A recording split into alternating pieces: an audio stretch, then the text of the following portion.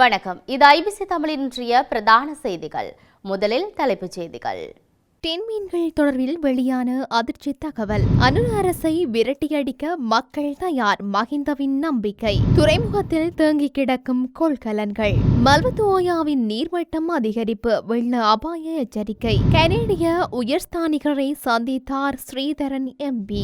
Ice போதைப் பொருளுடன் சிக்கிய நீதிமன்ற ஊழியர். சஜித்துக்கு எச்சரிக்கை விடுக்கும் ஹிருணிகா. அரச நிறுவனம் ஒன்றில் வழங்கப்படும் உணவில் கரப்பான் பூச்சி, அதிர்ச்சியில் ஊழியர். இனி தொடர்பட விரிவான செய்திகள்.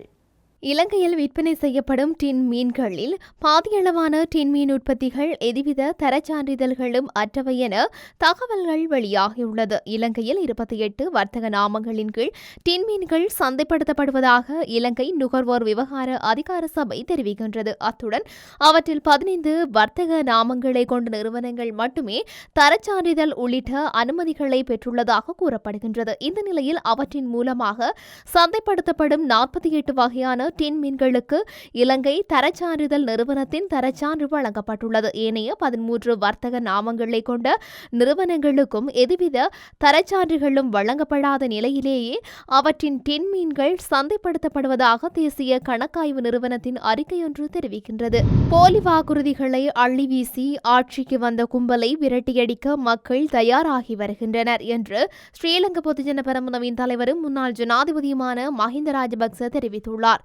இனிவரும் தேர்தல்கள் எமக்கு வெற்றி வாய்ப்புகளையே பெற்றுத்தரும், நாம் மீண்டெழுவோம் என்று அவர் குறிப்பிட்டுள்ளார். இது தொடர்பில் ஊடகங்களிடம் அவர் மேலும் தெரிவிக்கையில், ஸ்ரீலங்கா பொதுஜன பெரமுன கட்சி வீழ்ந்துவிட்டது, இனி அந்த கட்சிக்கு மீள் எழுச்சி இல்லை என்று எவரும் தப்பு கணக்கு போடக்கூடாது. இறுதியாக நடைபெற்ற 2 தேர்தல்களும் எமக்கு தோல்விகளை தந்தாலும் நாம் அதனை படிக்கற்களாக மாற்றியுள்ளோம். இனிவரும் தேர்தல்கள் எமக்கு சாதகமாகவே அமையும், அதாவது அந்த தேர்தல்கள் எமக்கு வெற்றி வாய்ப்புகளையே பெற்றுத்தரும், நாம் மீண்டெழுவோம். தேர்தலின் போது போலி வாக்குறுதிகளை அள்ளி வீசி ஆட்சிக்கு வந்த கும்பலை விரட்டியடிக்க மக்கள் தயாராகி வருகின்றனர் என குறிப்பிட்டுள்ளார். வெளிநாடுகளில் இருந்து பொருட்களை இறக்குமதி செய்வோரின் கவனக்குறைவு காரணமாக துறைமுகத்தில் ஏராளமான கொள்கலன்கள் தேங்கி கிடப்பதாக தெரிய வந்துள்ளது. துறைமுகத்தில் தேங்கி கிடக்கும் கொள்கலன்களை துரித கதியில் விடுவிப்பதற்கான செயல்பாடுகளை இலங்கை சுங்க திணைக்களம் நேற்று முன்தினம் தொடக்கம் ஆரம்பித்துள்ளது.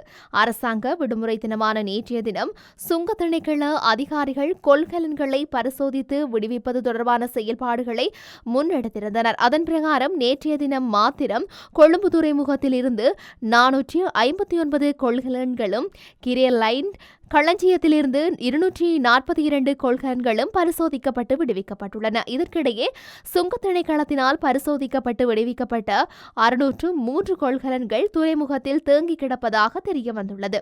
இறக்குமதியாளர்களோ அவர்களின் முகவர்களோ இதுவரை அவற்றை துறைமுகத்திலிருந்து எடுத்துச் செல்வதற்கான ஏற்பாடுகள் மேற்கொள்ளப்படாத நிலையில் துறைமுகத்தின் களஞ்சிய வசதியில் பெருமளவு இடத்தை பிடித்துக் கொண்டு குறித்த கொள்கலன்கள் தேங்கி கிடப்பதாக சுட்டிக்காட்டப்பட்டுள்ளது. மல்வத்தோயாவின் தாழ்நில பகுதிகளில் சிறிய அளவான வெள்ளம் ஏற்பட வாய்ப்புள்ளதாக நீர்ப்பாசன திணைக்களம் தெரிவித்துள்ளது. வெங்கல செட்டிக்குளம், மடு, முசலி, நானாட்டான் பிரதேச செயலக பிரிவுகளுக்கு வெள்ள அபாய எச்சரிக்கை விடுக்கப்பட்டுள்ளது. இந்த பகுதியில் பயணிக்கும் சாரதிகள் அவதானத்துடன் செயல்பட வேண்டுமெனவும் வலியுறுத்தப்பட்டுள்ளனர். அத்துடன் இந்த பகுதியில் உள்ள மக்களை அவதானமாக செயல்படுமாறு நீர்ப்பாசன திணைக்களம் கேட்டுக் கொண்டுள்ளது. இலங்கைக்கான கனேடிய உயர்ஸ்தானிகர் எரிக் வோல்சிட்கும் இலங்கை தமிழரசு கட்சியின் நாடாளுமன்ற உறுப்பினர்களான சிவஞானம் ஸ்ரீதரன் மற்றும் சண்முகம் குகதாசன் ஆகியோருக்கும் இடையே சந்திப்பு ஒன்று நடைபெற்றுள்ளது. இந்த சந்திப்பு தொடர்பில் தமது எக்ஸ் பக்கத்தில் பதிவிட்டுள்ள நாடாளுமன்ற உறுப்பினர் சிவஞானம் ஸ்ரீதரன் சமகால அரசியல் தொடர்பில் இதன்போது கலந்துரையாடப்பட்டதாக குறிப்பிட்டுள்ளார்.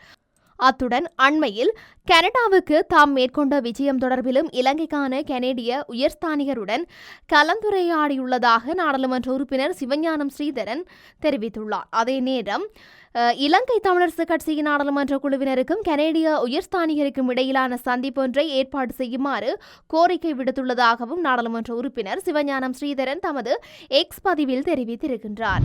ஐஸ் ரக போதைப் பொருளுடன் நீதிமன்ற பணியாளர் ஒருவர் கைது செய்யப்பட்டுள்ளார். கைது செய்யப்பட்ட நபர் புதுக்கடை நீதிமன்ற எண் 3 கடமையாற்றும் ஹகவத்த பகுதியைச் சேர்ந்த ஆராய்ச்சி என்ற நபர் என தெரிவிக்கப்படுகின்றது. இவரிடம் 10 கிராம் 800 மில்லிகிராம் ஐஸ் ரக போதைப் பொருள் கைப்பற்றப்பட்டுள்ளது. இந்த ஐஸ் போதைப் பொருளை ஹகவத்த பகுதியில் விற்பனை செய்தது தெரிய வந்துள்ளது. மேலும் குறித்த சந்தேக நபர் வெள்ளம்பிட்டிய பகுதியில் உள்ள வீடொன்றில் வைத்து கைது செய்யப்பட்டுள்ளதுடன் சந்தேக நபரை போலீசார் இன்று நீதிமன்றத்தில் முன்னிலைப்படுத்தியுள்ளனர். ஐக்கிய மக்கள் சக்தியின் தலைவர் சஜித் பிரேமதாசவுக்கு முன்னாள் நாடாளுமன்ற உறுப்பினர் ஹிருணிகா பிரேமச்சந்திர அரசியல் ரீதியான எச்சரிக்கை ஒன்றை விடுத்துள்ளார். சஜித் பிரேமதாச பலவீனமான அரசியல் தலைவர் என்றும் ஹிருணிகா வர்ணித்துள்ளார். அத்தோடு அவர் தனது தவறுகளை துரித கதையில் திருத்திக் கொள்ளாது போனால் கட்சியிலிருந்து பெரும்பாலானவர்கள் விலகிக் கொள்ளும் நிலை ஏற்படலாம் என்று சஜித் பிரேமதாசவுக்கு எச்சரிக்கை விடுத்துள்ளார். ஐக்கிய மக்கள் சக்தியில் இருந்து அதிருப்தியுற்று விலகும் பலரும் அடுத்த கட்டமாக ஐக்கிய தேசிய கட்சியில் இணைந்து கொள்ளும் சாத்தியம் இருப்பதாகவும் அவர் சுட்டிக்காட்டியுள்ளார். எனினும் தான் எந்தவொரு கட்டத்திலும் ஐக்கிய தேசிய கட்சியில் இணைந்து கொள்ளப் போவதில்லை என்றும் ஹிருணிகா பிரேமச்சந்திர தொடர்ந்தும் குறிப்பிட்டுள்ளார். கொழும்பு துறைமுக சிற்றுண்டி சாலையில் கொள்வனவு செய்யப்பட்ட உணவில் கரப்பான் பூச்சி இருந்ததாக குற்றம் சுமத்தப்பட்டுள்ளது. கடந்த 12ஆம் தேதி கிழக்கு கொள்கலன் முனையத்தின் ஊழியர்கள் சமையலறையில் இருந்து பெறப்பட்ட உணவு பொட்டலத்தில் கரப்பான் பூச்சி உள்ளமை கண்டுபிடிக்கப்பட்டுள்ளன.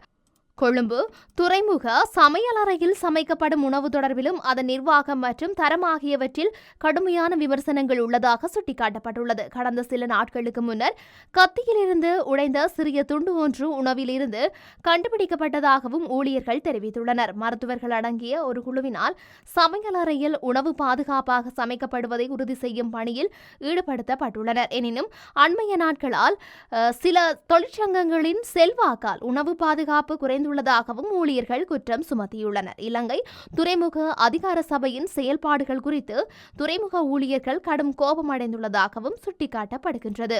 இத்துடன் இன்றைய பிரதான செய்திகள் நிறைவடைகின்றன. தொடர்ந்தும் செய்திகளை அறிந்து கொள்ள IBC தமிழ் நியூஸ் என்ற மது யூடியூப் பக்கத்தினூடாக இணைந்திருங்கள். வணக்கம்.